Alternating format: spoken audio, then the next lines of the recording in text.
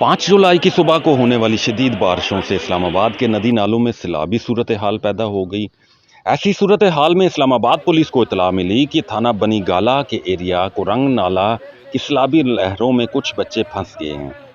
इन बच्चों को बचाने के लिए रेस्क्यू ऑपरेशन करने का फैसला किया गया और पाक बहरिया रेस्क्यू टीमों, इस्लामाबाद पुलिस और ज़िली इंतज़ामिया ने फ़ौरन एक्शन लिया और इन बच्चों को बचाने के लिए बरवक्त मौका पर पहुंच गए और फ़र्ज़शनासी की उम्दा मिसाल कायम करते हुए बच्चों को बचा लिया।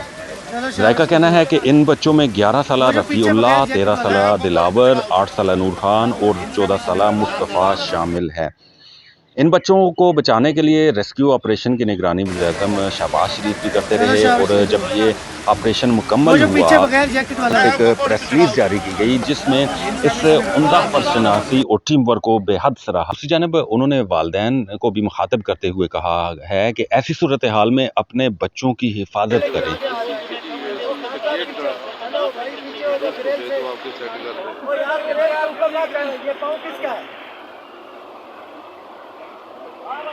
पीछे हो जाए यार।